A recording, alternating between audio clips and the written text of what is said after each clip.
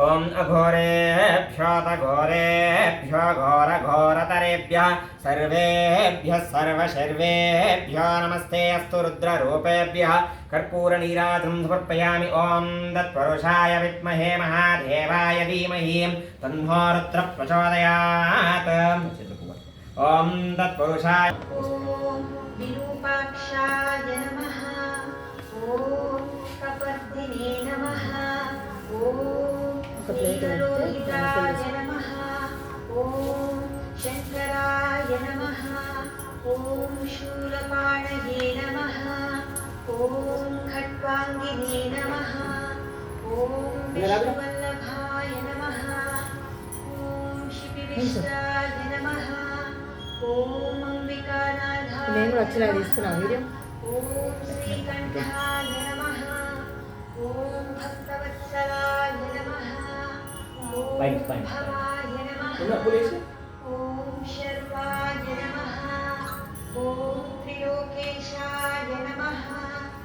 ॐ शितिकण्ठाय नमः ॐ शिवप्रियाय नमः ॐ उग्राय नमः ॐ कपालिने नमः ॐ कौमारये नमः ॐ अन्धकासुरसूदनाय नमः ॐ गङ्गाधराय नमः ललाटाक्षाय नमः ॐ कालाय नमः ॐ वारिधये नमः ॐ भीमाय सूर्याग्निलोचनाय नमः ॐ नमः ॐ यज्ञमयाय नमः ॐ सोमाय नमः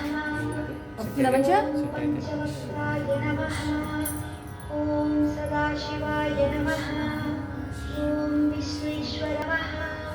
ॐ दुराराधये नमः ॐ भगवते नमः ॐ प्रमदादिकाय नमः ॐ मृत्युञ्जयाय नमः